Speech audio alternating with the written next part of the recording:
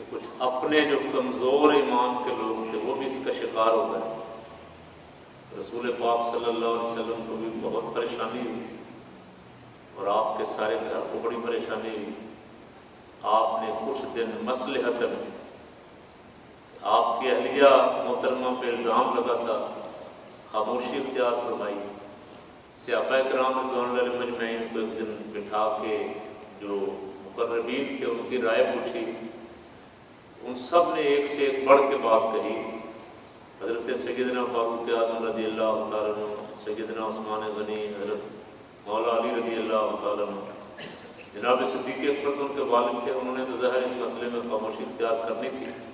لوگ کہیں گے خود ہی اپنے گھر والے گواہیاں دے رہے ہیں. سیدنا فاروق اعظم رضی اللہ تعالیٰ عنہ کی یا رسول اللہ صلی اللہ علیہ وسلم، جو رب آپ کے جسم پہ مکھی کا بیٹھنا بھی گوارا نہیں کرتا، وہ آپ کی زوجہ محترمہ کے بارے میں ایسا گھناؤنا الزام کیسے گوارا کر سکتا ہے؟ ایسے ہی ایک سے ایک بڑھ کے حضرات نے اپنی اپنی وفاداری کا، اپنے اپنے اعتماد کا اظہار کیا.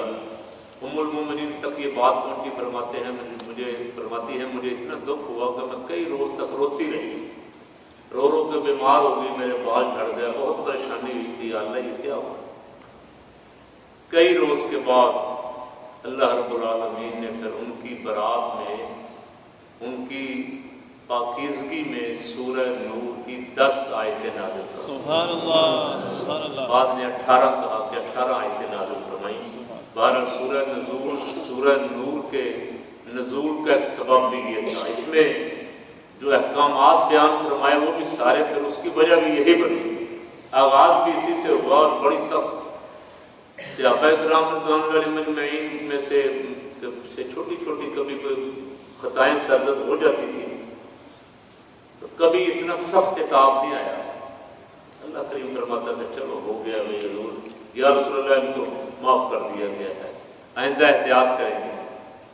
مثلا بدر والے دن جب بدر کا معرکہ ختم ہو گیا، 70 کافر مارے گئے، 70 قیدی بن گئے. وہ قیدی جو تھے ان کے بارے میں سرکار نے رائے دی. ہاں بھائی کیا رائے؟ سیدنا فاروق اعظم رضی اللہ تعالیٰ عنہ نے کہ یا رسول اللہ یہ دشمن ہے اسلام کے، آپ کے سارے مسلمانوں کے، ان کا حق یہ ہے کہ آج ان کی گردنیں اڑا دی ہے، اور جو جس کا رشتہ دار ہے اس کے ذمہ لگایا جائے، وہ اپنے رشتہ دار کو خود اپنے ہاتھ سے قتل کرے. سیدنا صدیق اکبر رضی اللہ تعالیٰ عنہ کی رائے پوچھی گئی. انہوں نے کہ یا رسول اللہ میری رائے یہ ہے کہ ان سے فدیہ لے کے چھوڑ دیا جائے، ہو سکتا ہے ان میں سے کچھ مسلمان ہو جائیں یا ان کی آنے والی نسلیں مسلمان ہو جائیں. رحمت للعالمین کو یہ رائے پسند آئی. حضور رحمت للعالمین کے خود بھی ایسی نرم رائے رکھتے تھے. حضور کو یہ رائے پسند آئی. صدیق اکبر رضی اللہ عنہ ایسا ہی ہوا، فرمایا ہاں بھائی جو پڑھے لکھے ہیں وہ 10 حضرات کو لکھنا پڑھنا سکھا دیں، اور جو مالدار ہیں ان کے لیے کچھ تاوان مقرر کر دیا کہ وہ ادا کر دیں اور ان کو رہا کر دیا جائے گا. اسی میں حضرت عباس رضی اللہ تعالیٰ واقعہ بڑا مشہور. وہ کچھ سونا تھا ان کے پاس، وہ گھر والی کو دے آئے تھے. وہ حضور کی پھوپھی بنتی تھی یا چچی تھی، ان کو دے کے آئے تھے کہ یہ سنبھال کے رکھنا، اگر میں بدر میں مارا گیا بعد میں کام آئے گا تمہارے میری اولاد کو. جب پیش کیے گئے لوگ، انہوں نے عرض کی سرکار کی بارگاہ میں کہ آپ کو پتہ ہے میں تو غریب آدمی ہوں، میرے پاس تو فدیہ دینے کے لیے نہیں ہے. تو نبی کریم صلی اللہ علیہ وسلم نے ان سے فرمایا چچا وہ جو سونا رکھوا کے آئے ہو اہلیہ کے پاس، اس میں سے تھوڑا سا تاوان دے دو. حدیث مبارک میں آتا ہے کہ ان کے کف کی تھائی ہوگا. کہ میں جانتا تھا یا میری بیوی جانتی تھی، تیسرے کسی کو پتہ نہیں. ابھی جلدی نے لکھا ہے جناب حضرت عباس پر راشا ہوا تاری، جناب حضرت عباس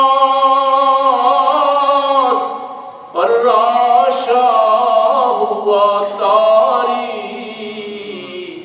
کہ پیغمبر تو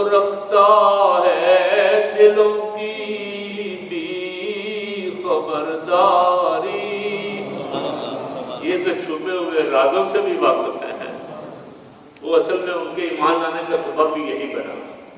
وہ پھر دل سے ایمان لے آئے، ان کے دل نے گواہی دے دی کہ یہ اللہ کا سچے نبی ہیں۔ نبی کریم صلی اللہ علیہ وسلم نے اس رائے کو پسند فرمایا، اللہ کریم نے عتاب فرمایا، ناراضگی کا اظہار فرمایا، لولا کتاب من اللہ سبق لمسکم فیما اخذتم عذاب عظیم۔ فرمایا یا رسول اللہ اگر اللہ یہ لکھ نہ چکا ہوتا پہلے تو کافروں کے جو قتل کے لائق تھے، جن کو آج قتل کیا جانا چاہیے تھا، ان سے فدیہ لے کے ان کو چھوڑ دینے پہ بڑا سخت عذاب نازل ہو جاتا، لیکن اللہ کریم ایسا ہی لکھ چکا تھا جیسا آپ نے کیا ہے، لولا کتاب من اللہ سبق لمسکم۔ اس کا معنی یہ ہے کہ رحمت عالم صلی اللہ علیہ وسلم کی سارے لکھے ہوئے میں نظر ہے، کہاں کہاں کیا لکھا ہوا، لوح محفوظ حضور کے پیش نظر ہے، حضور کی امت کے اولیاء کے پیش نظر، لوح محفوظ است پیش ہے۔ تو کبھی کبھی ایسا بھی ہوا کہ کوئی بات، اچھا پھر آگے ارشاد فرمایا اچھا چلو اب تم نے ایسا کر لیا ہے تو فَكُلُوا مِمَّا غَنِمْتُمْ حَلَالًا طَيِّبًا، اور جو تم نے لے لیا ان سے کھاؤ پیو، تمہارے لیے حلال ہے۔ ایسا ہوا بعد مواقع پہ، لیکن ام المومنین سیدہ عائشہ صدیقہ رضی اللہ تعالیٰ عنہ کے مسئلے پہ بڑا سخت خطاب نازل ہوا، اللہ کریم نے بڑی سخت ناراضگی کا اعلان فرمایا تمہیں کیا ہو گیا تھا، وہ ایمان والو تمہیں کیا ہو گیا تھا، تمہیں اسی وقت کہنا چاہیے تھا کہ ھذا بہتان عظیم، یہ تو بہت بڑا بہتان لگایا جا رہا ہے۔ جنہوں نے خاموشی اختیار فرمائی ان سے بھی ناراضگی کی، اور جنہوں نے منافقوں کے پیچھے لگ کے زبان سے لفظ نکالا تھا ان کو تو حد لگی، ان کو تو سکوڑے لگائے تھے، بہتان تراشی کی حد بھی نازل ہو گئی، ان پہ حد بھی لگی۔ اب بہت ساری باتیں، لیکن ان میں سے جو اہم ترین بات میں ہر دفعہ یاد دلانے کے لیے عرض کرتا ہوں، جو رسول پاک صلی اللہ علیہ وسلم کی محبت سے دور لوگ ہیں، جو محروم کر دیے گئے ہیں، وہ اس واقعے کو پڑھنے کے بعد بڑی طرح کی چیمیں گوئیاں کرتے ہیں۔ آج بھی 1400-1450 سال ہو گئے ہیں، انہوں نے ابھی بھی معاف نہیں کیا ام المومنین۔ وہ کہتے ہیں دیکھا ہی حضور علیہ السلام کو علم نہیں تھا، اگر علم ہوتا تو آپ پہلے دن فرما دیتے۔ آپ نے خاموشی کی اختیار فرمائی۔ وہ اس نظر سے قرآن کی آیتوں کو دیکھتے ہیں، اور محبت والے اس نظر سے دیکھتے ہیں کہ رسول پاک صلی اللہ علیہ وسلم نے خاموشی اس لیے فرمائی کہ حضور جانتے تھے قرآن نازل ہونے والا ہے۔ سبحان اللہ، سبحان اللہ، اللہ اکبر، محبت سے کہیں سبحان اللہ۔ اور سرکار ارشاد فرما دیتے، حدیث بنتی، اللہ کریم نے 10 آیتیں نازل فرمائی قرآن کا نام۔ حدیث کا کوئی ضعیف کہہ کے انکار کر دیتا، وہ کسی راوی کو مجہول کہہ دیتا، وہ کسی راوی کو ضعیف کہہ دیتا۔ اب قرآن کی کسی ایک آیت کو بھی کوئی ضعیف کہہ کے دیکھے گا، ایمان جائے گا نہیں سر۔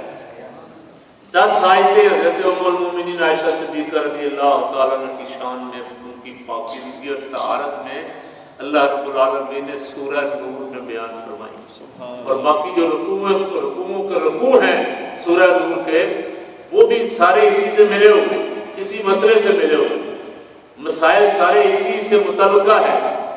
آپ یوں کہہ سکتے ہیں کہ ساری سورہ نور ہی حضرت ام المومنین کی شان میں نازل ہوئی رضی اللہ تعالیٰ عنہ۔ قرآن مقدس میں 2-3 واقعات اس طرح کے موجود ہیں۔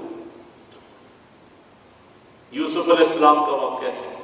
یوسف علیہ السلام پہ الزام لگا، اللہ کریم نے ایک بچے سے دعائی دے دی، چھوٹے سے بچے سے، شاہد شاہد من اہلہا ان کان قمیصہ قد من دبر فصدقت وهو من الكاذبین وان کان قمیصہ قد من دبر فقدت وهو من الصادقین۔ اور چھوٹے سے بچے نے کہا بھائی دیکھو، پہلے تو اس بچے کا بولنا ہی حیران کن تھا۔ اس نے کہا دیکھو ایسا کرو کہ دیکھو یوسف علیہ السلام کی قمیص آگے سے پھٹی ہے یا پیچھے سے پھٹی ہے، اگر آگے سے پھٹی ہے تو زلیخا سچی ہوگی، اور اگر پیچھے سے پھٹی ہے تو یوسف علیہ السلام سچے ہیں۔ اللہ کریم نے چھوٹے سے بچے سے گواہی دلوائی، قمیص پیچھے سے پھٹی تھی، مائی صاحبہ نے پیچھے سے قمیص پکڑنے کی کوشش کی تھی جب آپ دامن چھڑا کر نکلے۔ یوسف علیہ السلام کی گواہی بھی بچے سے دلوائی، اور جناب مریم سلام اللہ علیہ پہ جب الزام لگایا یہودیوں نے کہ یہ بغیر نکاح کے بچہ کیسے ہوا ہے، اللہ کریم نے ان کی گواہی دی۔ ایک چھوٹے سے بچے جو عیسیٰ علیہ السلام کی صورت میں، اس وقت بہت چھوٹا بچہ تھا، چند گھنٹوں کا یا چند دنوں کا، رب کریم نے اس بچے سے گواہی دلوائی، اپنی ماں کی طہارت کی گواہی اس بچے نے دی۔ اور جب موسیٰ علیہ السلام پہ ان کی قوم نے عیب لگایا کہ یہ نامرد ہیں، اللہ کریم نے ایک پتھر سے ان کی گواہی دلوائی۔ لیکن جب ام المومنین حضرت عائشہ صدیقہ رضی اللہ تعالیٰ عنہ کی باری آئی تو رب کریم نے خود گواہی دی۔ محبت سے کہہ رہے ہیں رب کریم چاہتا تو سارا میدان، جس میدان سے وہ گزر کے آئی تھی، اس میدان کا ایک ذرہ گواہی دے۔ رب کریم چاہتا وہ درخت بھی گواہی دیتے اور پہاڑ اور پتھر بھی گواہی دیتے، ہر شے ان کی طہارت کی گواہی دیتی۔ لیکن یہاں مسئلہ محبوب صلی اللہ علیہ وسلم کی عظمت کا تھا۔ اللہ رب العالمین کی غیرت نے یہ گوارا نہیں کیا کہ اب کسی بچے سے یا کسی پتھر سے یا کسی درخت سے گواہی دلوائی جائے۔ رب کریم نے خود گواہی دی، فرمایا سن لو ام المومنین پاک دامن ہے، ان کی عظمت کی قسم اللہ رب العالمین یاد فرما رہا ہے، ان کی پاکیزگی اور طہارت کی گواہی قرآن دے رہا ہے۔ اب قرآن قیامت تک پڑھا جائے گا، اپنے اور بیگانے جو بھی قرآن پڑھیں گے ام المومنین کی طہارت کی گواہی دیں گے۔ اس لیے رحمت عالم صلی اللہ علیہ وسلم نے خاموشی کا اظہار فرمایا کہ قرآن نازل ہو لے۔ اس کے بعد سید کائنات صلی اللہ علیہ وسلم نے مبارکباد دی ام المومنین رضی اللہ تعالیٰ عنہ۔ ام المومنین فرمایا کرتی تھی، اور کبھی کبھی ایسا کہنا تاکہ لوگوں کو یاد دہانی کروا دی جائے، جائز لکھا علماء نے، فرمایا کرتی تھی مجھ پہ میرے رب کی جو کرم نوازیاں ہوئی ہیں میرے سوا اور کسی پہ نہیں ہے۔ فرماتی ہے نبی کریم صلی اللہ علیہ وسلم پہ وحی نازل ہو رہی تھی اور حضور میرے بستر پہ تھے، میرے سوا کسی زوجہ محترمہ کو یہ اعزاز حاصل نہیں ہوا کہ اس کے بستر پہ وحی نازل ہوئی ہو۔ اور مجھے جبریل امین علیہ السلام نے سلام فرمایا، انہوں نے فرمایا عائشہ تجھے جبریل سلام کہہ رہے ہیں۔ میری تصویر میرے نکاح سے پہلے لا کے رحمت عالم صلی اللہ علیہ وسلم کو دکھائی گئی۔ سبحان اللہ۔ اور فرماتی جب حضور کا وصال ہوا، حضور کا سر مبارک میری ران پہ تھا، میری گود میں تھا، اور گھر میں تھی یا موت کا فرشتہ تھا یا رحمت عالم صلی اللہ علیہ وسلم۔ حضرت ام المومنین سیدہ عائشہ صدیقہ رضی اللہ تعالیٰ عنہ کو بڑے بڑے اعزاز حاصل ہوئے، اور ان میں سے ایک اعزاز جو بہت بڑا اعزاز کہ ان کے حجرہ مبارکہ میں رحمت عالم صلی اللہ علیہ وسلم آرام فرما رہے۔ حضور نے اپنی آخری آرام گاہ کے لیے ام المومنین عائشہ صدیقہ رضی اللہ تعالیٰ عنہ کا حجرہ مبارک پسند فرمایا، قیامت تک حضور وہاں آرام فرما رہے۔ وہ فرماتی میں نے بھی، میرا بھی جی چاہتا تھا تو میں بھی وہیں دفن ہوں اسی حجرے میں۔ سرکار کے بعد میرے والد ماجد سیدنا صدیق اکبر رضی اللہ تعالیٰ کو وصال ہوا تو ان کو سرکار نے اجازت دی تو ان کو یہاں دفن کیا جائے۔ اس کے بعد سیدنا فاروق اعظم رضی اللہ تعالیٰ عنہ نے وصیت فرما دی، مجھ سے اجازت لی، عبداللہ ابن عمر کو بھیجا کہ جاؤ ام المومنین سے جا کے اجازت لو، پہلے خود اجازت لی، آپ نے اجازت دے دی، فرمایا تمہارے اسلام کے لیے اتنے احسانات ہیں کہ میں اپنے لیے میں نے جگہ رکھی ہوئی تھی لیکن میں احسان کرتی ہوں تمہیں دیتی ہوں۔ پھر عبداللہ ابن عمر کو حکم فرمایا کہ جب میری روح پرواز کر جائے تو پھر ام المومنین سے جا کے دوبارہ اجازت مانگنا۔ سبحان اللہ، یہ عدل فاروقی۔ فرمایا ہو سکتا ہے کہ کہیں میرے لحاظ کی وجہ سے انہوں نے اجازت دے دی ہو، میں امیر المومنین تھا، اس وقت میں حکمران تھا، کوئی لحاظ کر کے اجازت دے دی ہو، میری روح پرواز کرنے کے بعد پھر جانا، پھر پوچھنا، اگر وہ پھر اجازت دے تو مجھے نبی کریم صلی اللہ علیہ وسلم کے قدموں میں دفن کر دو۔ حضرت سیدنا صدیق اکبر فاروق اعظم رضی اللہ تعالیٰ عنہ بھی حجرہ عائشہ صدیقہ میں دفن، رحمت عالم صلی اللہ علیہ وسلم بھی آرام فرما رہے ہیں۔ اور وہ حجرہ عائشہ صدیقہ جو ہے اس میں امت تو الحمدللہ لاکھوں کی تعداد میں حاضری دیتی ہی دیتی ہے، 70,000 فرشتے صبح اور شام حاضری دیتے ہیں۔ اور وہ جگہ جو ہے تمام علماء کا اجماع ہے کہ گنبد خضرا پاک والی جگہ جہاں سرکار جس قبر انور میں دفن ہے، وہ جگہ، وہ مٹی جو ہے وہ کعبے سے بھی اور اللہ کے عرش سے بھی افضل ہے۔ جس مٹی کے ساتھ رسول پاک صلی اللہ علیہ وسلم کا جسم اقدس لگا ہوا ہے، اسی مٹی سے حضور کا جسم اطہر بنایا گیا ہے، تو وہاں ہی دفن ہے۔ مسئلہ بھی یہ ہے جہاں سے جس مٹی سے کوئی انسان بنایا جائے تو وہاں ہی دفن ہوگا۔ منہا خلقناکم وفیہا نعیدکم ومنہا نخرجکم تارۃ اخری۔ وہ پیدا لاہور میں ہوا ہے، دفن یہاں ہو رہا ہے۔ بندے بعض دفعہ حیران ہوتے ہیں تو بابا وہ فرشتہ جو جا کے مٹی سے مجسمہ بناتا ہے جسم میں، جس وقت نطفہ بنتا ہے انسان کا، تو اس کے لیے کون سا برطانیہ اور لاہور دور ہے؟ اس فرشتے کے لیے تو ایک قدم بھی نہیں ہے، ایک قدم بھی نہیں ہے اس کے لیے یہ فاصلہ جو ہے۔ تو جہاں کی مٹی سے کو بنایا گیا ہے وہاں ہی وہ دفن ہوگا، یہ مسئلہ ہے۔ تو معنی یہ ہوا کہ رحمت عالم صلی اللہ علیہ وسلم کے جسم پاک، جسم بشری کے لیے جو مٹی استعمال ہوئی تھی وہ وہی مٹی تھی جو حضرت عائشہ صدیقہ رضی اللہ تعالیٰ عنہ کو حجرہ پاک سے لی گئی تھی۔ وہاں ہی حضور دفن ہوئے اور قیامت تک وہاں آرام فرمائیں گے، اور قیامت والے دن رحمت عالم صلی اللہ علیہ وسلم اسی حجرہ پاک سے سب سے پہلے حضور فرماتے ہیں میری قبر شق ہوگی۔ جب سور پھونکا جائے گا تو سب سے پہلے حضور فرماتے ہیں میں اپنی قبر انور سے باہر آؤں گا۔ اس حالت میں ایک ہاتھ میں صدیق اکبر کا ہاتھ ہوگا، ایک ہاتھ میں فاروق اعظم کا ہاتھ رضی اللہ تعالیٰ عنہ۔ اللہ تعالیٰ ام المومنین سیدہ عائشہ صدیقہ رضی اللہ تعالیٰ کی قبر پہ کروڑوں رحمت نازل فرمائے۔ ان سے بہت ساری احادیث مروی، بہت سارے صحابہ کرام نے ان سے علم حاصل کیا۔ وہ کہتے ہیں صحابیات میں سب سے بڑی عالمہ تھی، انہوں نے رسول پاک صلی اللہ علیہ وسلم کی خلوت اور جلوت دیکھی، وہ مسائل جو باہر والوں کو نہیں پتا تھا گھر کے، وہ مسائل بھی ام المومنین نے بیان فرمائے۔ بہت ساری احادیث مبارکہ جو ہیں ان سے مروی ہیں۔ وہ علم کا خزانہ تھی اور بہت بڑی اللہ نے ان کو سخا عطا فرمائی تھی۔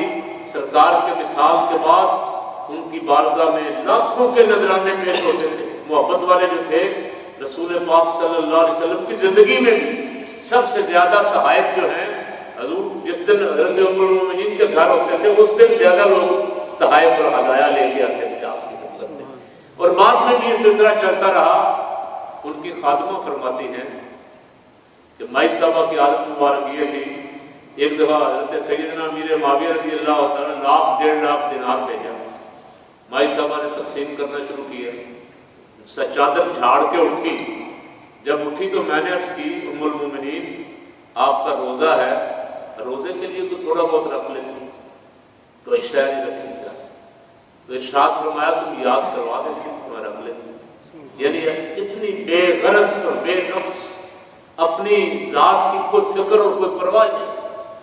رسول پاک صلی اللہ علیہ وسلم کے بعد وہ مرجع خلائق تھی، ان کے آستان پاک پہ ان کی بارگاہ میں بڑے بڑے حضرات حاضری دے کے علم کا فیض رسول پاک صلی اللہ علیہ وسلم سے جو انہیں ملا تھا وہ حاصل کرتے تھے۔ اللہ رب العالمین ان جیسی محبت، جیسی انہوں نے محبت کی سرکار سے، جیسی انہوں نے وفاداری کی، اور سارے خاندان نے حضور سے جس طرح کی وفاداری کی، اللہ کریم ہمیں بھی اس کا کچھ حصہ عطا فرمائے، ان کے نقش قدم پہ چلنے کی توفیق عطا فرمائے۔ مصطفیٰ جان رحمت لاکھوں سلام، جان رحمت لاکھوں سلام، شمع بزم ہدایت پہ لاکھوں سلام، شمع بزم ہدایت پہ لاکھوں سلام، شمع بزم ہدایت پہ لاکھوں سلام، وہ دہن جس کی ہر بات وحی خدا، چشمہ علم و حکمت پہ لاکھوں سلام، مصطفیٰ جان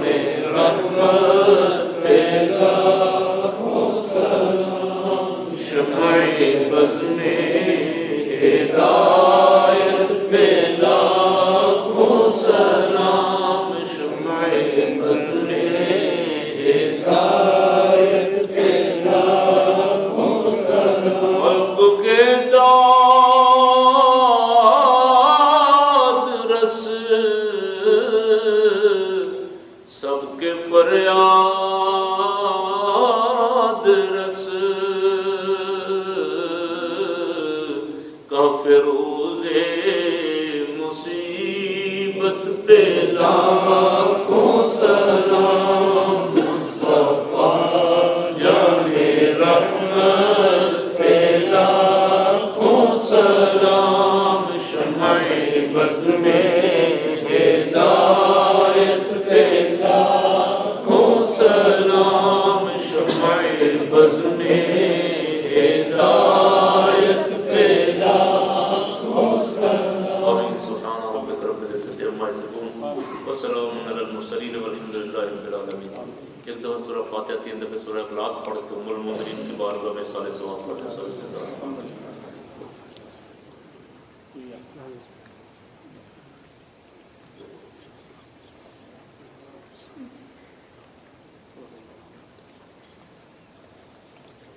اللهم صل على سيدنا مولانا محمد وعلى آل سيدنا مولانا محمد وصحبه سيدنا مولانا محمد وبارك وسلم عليه۔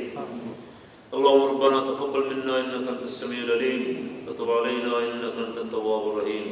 یا اللہ، ہم نے جو کلام مبارک پڑھا ہے، سورت تلاوت کی ہے، درود شریف پڑھا ہے، سورہ نور میں حضرت ام المؤمنین رضی اللہ تعالیٰ عنہ کے فضائل بیان کیے ہیں، یا اللہ قبول و منظور فرما۔ اس سب کا ثواب رحمت عالم صلی اللہ علیہ وسلم کی پاک اور مقدس بارگاہ میں ہدیت تحفۃ نذرانہ پیش کرتے ہیں، قبول فرما۔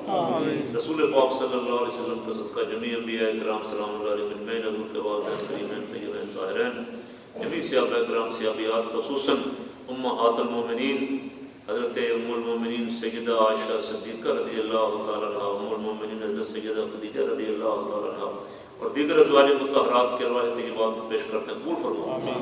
حضور کی جمیع صاحبزادیوں، حضور رحمت عالم صلی اللہ علیہ وسلم کی جمیع اولاد پاک حسنین کریمین رضوان اللہ علیہم اجمعین، شہدائے بدر سے لے کے شہدائے کربلا تک اور آج تک حضور کی امت کے جتنے شہید ہیں، یا اللہ سب کی بارگاہوں میں پیش کرتے ہیں، قبول فرما۔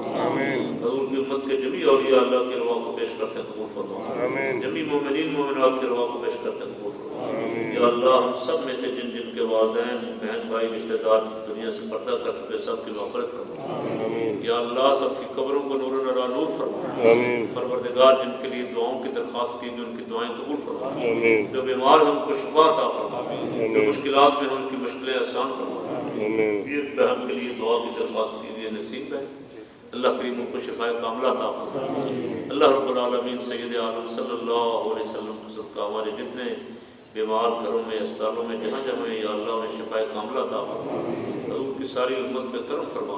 ربنا اغفر لی ولوالدی وللمؤمنین یوم یقوم الحساب۔